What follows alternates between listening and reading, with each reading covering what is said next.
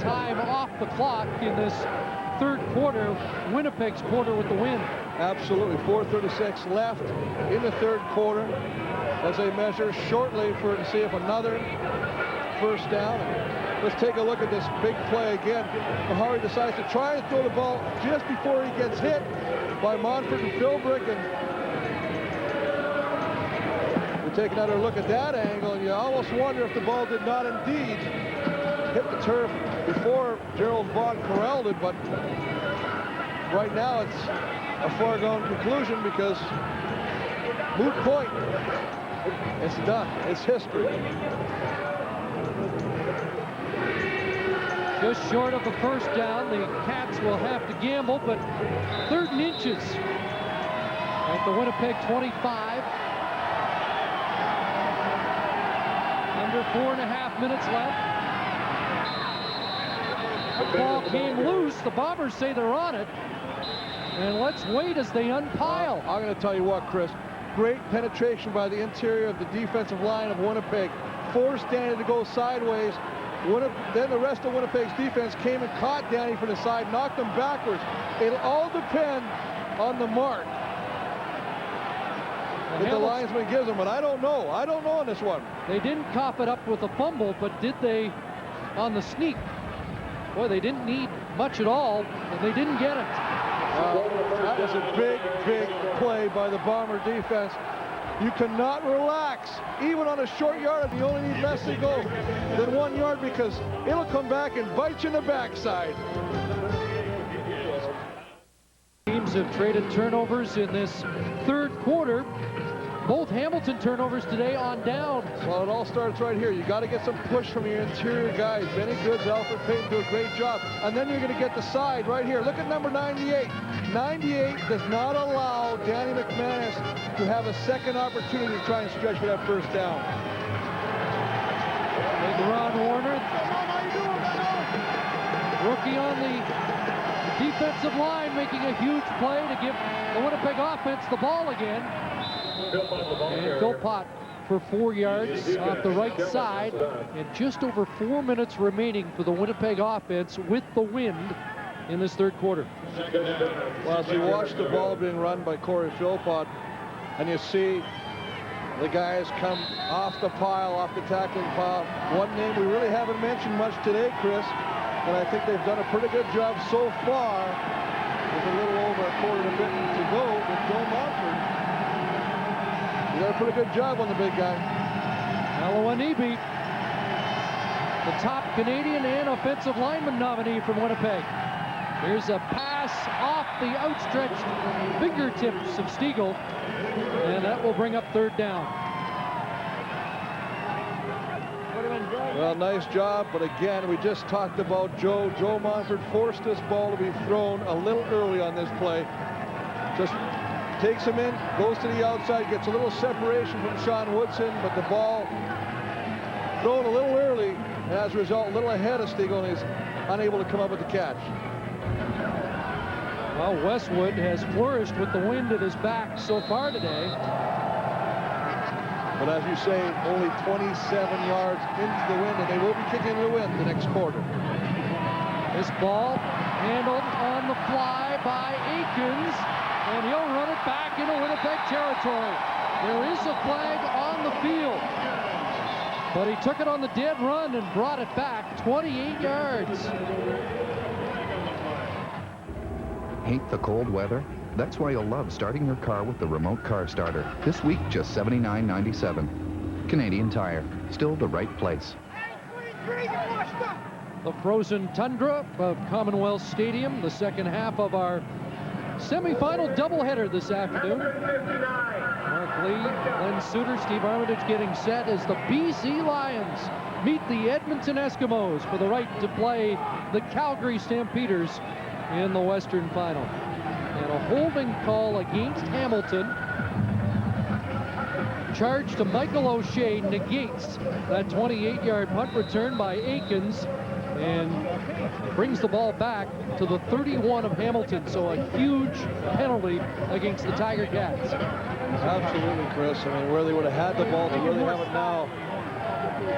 That's about a 40-yard penalty. Here's McManus, the quick look in to Flutie, incomplete. Harold Nash was all over Flutie, didn't allow him to bring it in. Just a little slanting pattern. You know you're going to get coverage from Harold Nash. Goes to the middle. Ball is on the money. Mr. Reliable, Darren Flutie, usually comes up with these. But as you say, Harold Nash with the hand in there, raking the ball out, not allowing Darren Flutie to come in with the catch.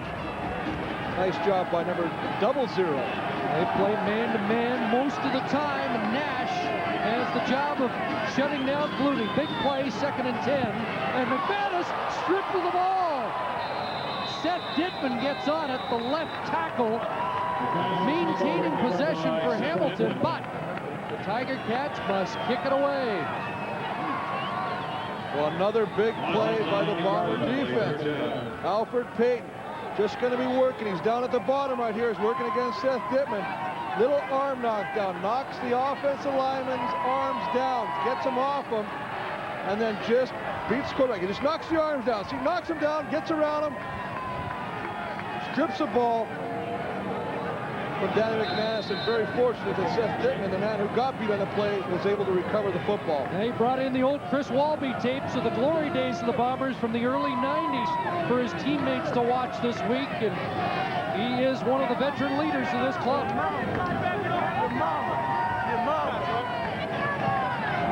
Osbaldiston into the wind, not a good kick. There's a no yards call, but Albert Johnson has designs on a big return. Dragged down by Trevor Shaw, and Winnipeg has the ball in Hamilton territory when we come back. An invading army from the south. I think we are doomed, and we are waiting to be taken. And a flood of refugees. Thank God we are no longer in danger of having shots fired through our house. Canada must fight for survival. If I should be beaten, the province is inevitably gone. Canada, a people's history. Tonight at 8 on CBC. Brought to you in part by Sun Life Financial. Marcus Washington is the injured Winnipeg Blue Bomber. Just a 27-yard punt by Osbaldiston into that breeze. So it remains a large factor this afternoon. Well, and that's why big plays by the defense, knowing full well that you've only got another 2 minutes with the wind, forcing Ozzy to kick into the stiff breeze. As a result, now your offense, after that return by Albert Johnson, gets great field position, Chris. Bombers lead by 1, but really the onus on them in this last 2:01 of the third quarter to pad that lead. Well, you know what? You're looking at the situation right now, even where you're starting right now, of at least coming away with an attempted field goal. You should come away with 3. Now you know you're in the zone that, hey, let's put it down. Let's see if we can get 7. Let's see if we can get a touchdown out of this. Well, Kahari Jones made a critical mistake the last time. He's out past McManus today, but that one interception was costly. Has to dance out of trouble. And then the feet first slide at the 31 to get 5 yards. Well, it's a good thing that he did that old hook slide, because number 59, Mike O'Shea, was going to do the old take off the head at the shoulders tackle right here. He just slides underneath Mike O'Shea on that play. But again, great athletic ability of Kahari to get away from the pressure. And that mobility has been more of an asset in the second half. 2nd down, 6 to go. Jones looking deep. Loves to air it out. DeGeroy Simon has it. He made the play this time. What a catch.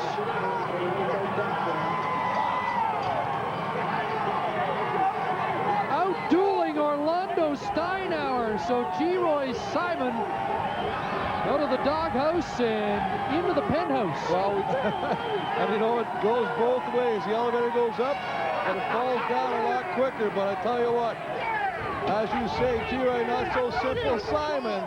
You figure you got him covered on this play. Orlando Steinauer turns and sees the football. Actually, he thinks he's going to come away with the interception. The coverage was there, but Simon would have none of it and takes the ball away from him for a big, big play by this Bomber offense.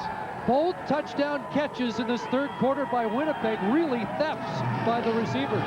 That is, you know, it comes down to who wants it more. And you hate to break it down to something so simple, but the coverage is there. I mean, Orlando Steinhauer sees the football. He turns around. He knows he's got an opportunity to make a play on this ball. At the very least, he's thinking, I can knock it down. But 80 takes the ball away from him. That's just a great reception by the second-year guy, What's up, Hank? Leroy Simon. Let's do it, baby. We're coming back. He wants another shot at Winnipeg or Montreal after a 3-touchdown game earlier this year. Steinhauer had played a flawless game until then. Well, you know what? That's one he's going to want back. I mean, he did everything textbook. He had the coverage. He was down the field. He saw the football. He made a play on the football. It just won those backs that Leroy Simon out-grappled for him and took the football away. I told you, I know you're for this thing, baby. Come on, make enough with it. I told you it's coming down, baby. I told you.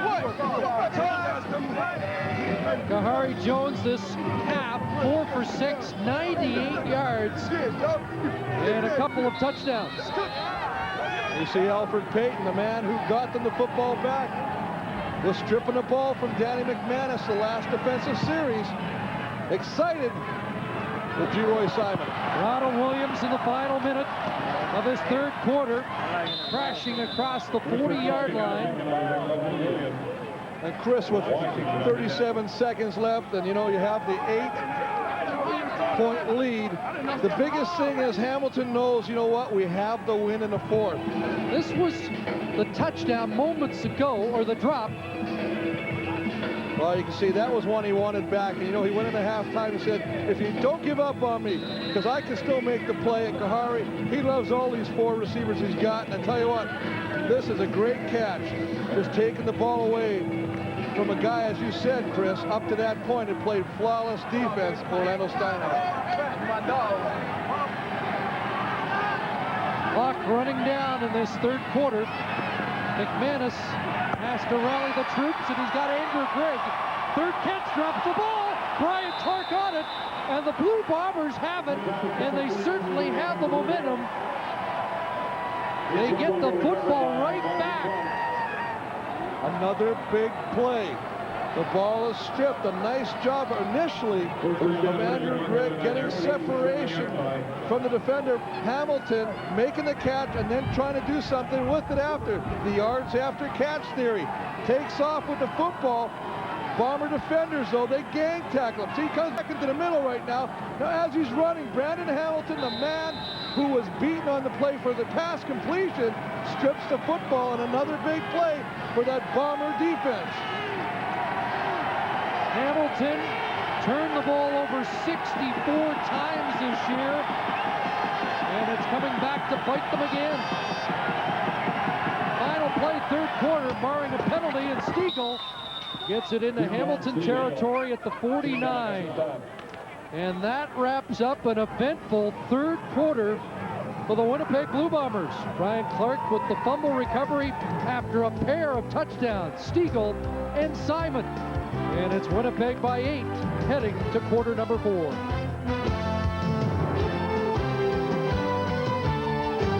Turned dramatically in the third quarter as the high-powered passing attack of the Bombers finally got Well, we off the talked ground. about the fact that it's a game of making big plays. In the first half, the Bombers were not making them.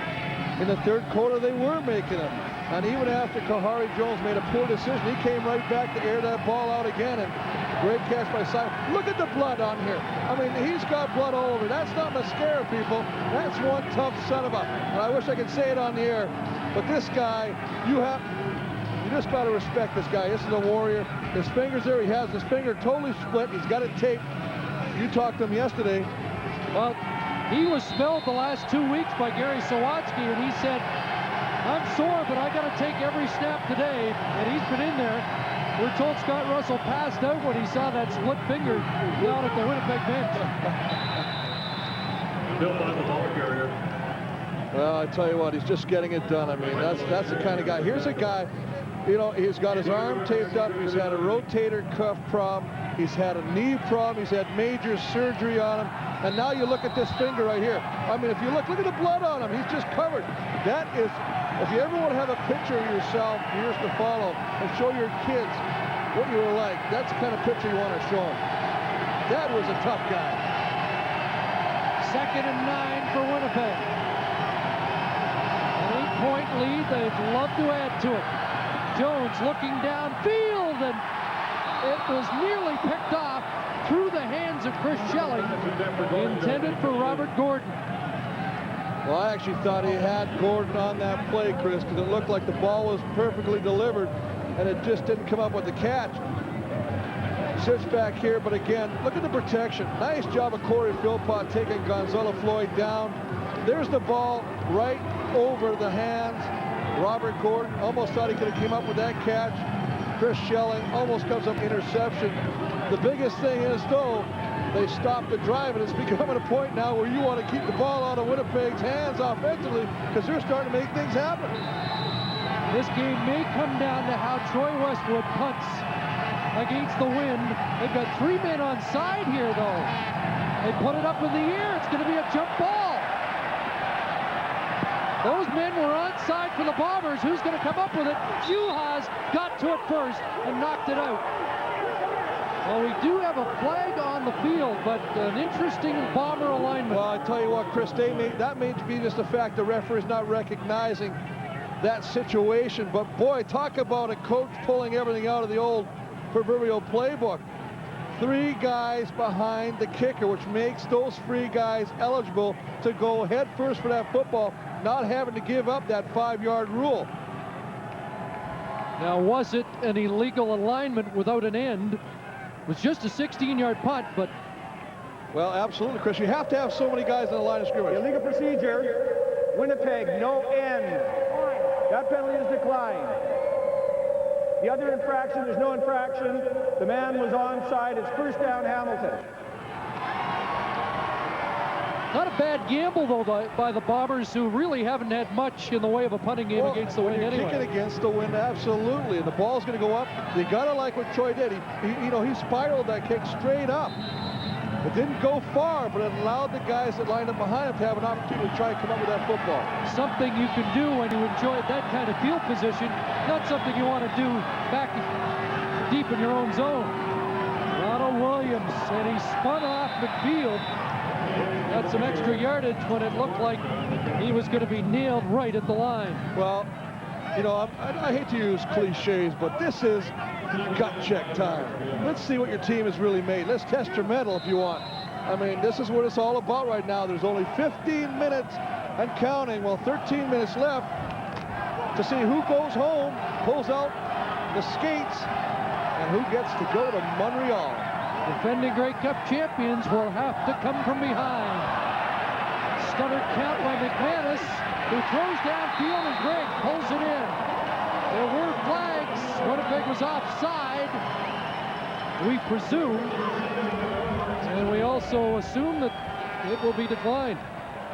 Well, I tell you, I like this Andrew Grigg kid. I mean, he just... Offside, Winnipeg 92, that's declined. He's got some of the softest hands I've ever seen on a receiver. I mean, he just cradles that ball in and makes it look so effortlessly as he goes up and catches the ball. You never really see him juggle the football. Look at him. Just pulls it in. He's covered. Good coverage by Real Wells right there, but just makes it look so easy. At midfield, a first down for the Tiger Cats. McManus steps up and delivers low into double coverage. Both Nash and Europe were all over Archie Amerson. Well, and I think this is a good throw by Danny Mack, because I think if this ball's any higher, I think Nash or Europe has an opportunity to come up with an interception here. But they close the pocket. See how they force him in? They force him back up inside. As a result, he's right beside Benny Goods. He just throws the ball low, but that's one of those cases, I think, Chris, that it's a good throw. 2nd and 10 for the Tiger Cats. McManus numbers on the day. There's Gregg, 5th catch. Andrew Gregg turned it upfield in a hurry. So despite the fumble on the last drive, McManus going back to his Canadian wideout. On just an under route. Just takes his man and comes back inside. Timing route, McManus, bam, there's the ball on the money. We talked about the soft hands of this gentleman, Andrew Gregg. Catches the football, takes care of number one first, which is catching the football, then turns it upfield. So the Cats are on the move. Down to the Bomber 38. Pass over the middle off the fingertips of Flutie. Incomplete. Well, nice job of trying to get the ball to him. It goes off the fingertips. And anytime you see that tip drill or that ball deflected either by the defender or the receiver, it always has a possibility to come back and haunt you, being an interception. And it just falls past the outstretched hands of Tom Europe, the safety. This park has been a graveyard for the Bombers in the past. In fact, their last two visits outscored 108-21. But they have had success, Chris, in the playoffs. Here's Ronald Williams rumbling for another first down to the 27. What a great call at that time. 2nd and 10. Everybody in the house is expecting the pass. He calls the draw. And this is what it's about, Chris. It's about the madman Danny Mack never getting rattled. This is the veteran savvy of this man calling the game. Remember, he calls his own plays in here. He knows what he wants. He knows what's going to be comfortable. Nice play selection on that play. And calling 24's number has been effective. 81 yards on the day. First down, back to Williams. Right side of Warner drags him down from behind, limiting the gain to a couple. Williams with the touchdown for Hamilton this afternoon. Well, he's been a real workhorse. Ronald Williams is getting his hands on the football on numerous occasions today, and he's making it work. He may be stuffed, but they don't give up on it. The next time they come back, he breaks one. Williams with the second best rushing total all time in Tiger Cat history this year. Only Jimmy Edwards had more in a single season. There's a long out to Corey Grant, who caught the first ball thrown by McManus today, and he has another first down, and this Hamilton march continues. And Chris, that's when you know that Danny McManus and this Hamilton offense are starting to come together, because he's spreading the ball around so magnificently right now. Not only going to one side, not only handing the ball off to Williams, but he's spreading around. Corey Grant with a second catch of the afternoon. Griggs, who's got 5, Flutie. He's making everybody a part of this offense. Under 10 minutes to go. First down from the 14. Williams again. And he's nailed at the 11. Jerron Bolden moved up to makes a hit. And Chris, that's a nice job of Benny Goods and company, stuffing it at initial point of contact, forcing Ronald Williams to change his direction. And as he does, Jerron Bolden comes and puts the finishing touches on it. Last Winnipeg victory in the playoffs was back in '94 against the Ottawa Roughriders.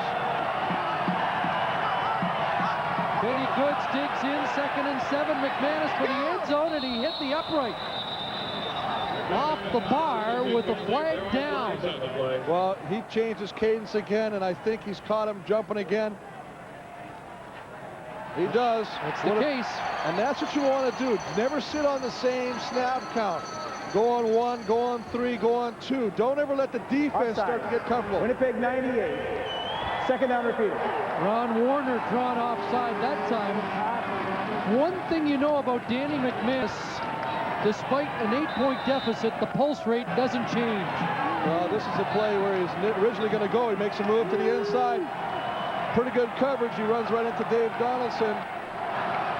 But unfortunately, the ball hit the crossbar. 2nd and 2, 10th play of the drive. McManus, and he threw that one away. I think he had designs on running there. I think it was, again, one of those play action. Do a little bootleg, try and fool the defense. Unfortunately, they were not fooled. They did not bite on the fake. Jerron Bolden, number 21, coming up to lend support, forcing Danny Mack to throw that ball away, not allowing Corey Grant to even have an opportunity to come up with that catch. He turns and looks upfield, and he's looking Jerron Bolden in the eye. Well, 21 was not fooled. He played his position perfectly. Stay there. Quarterback comes. Take it away from him. Osbaldiston to get the Tiger Cats a little closer. And he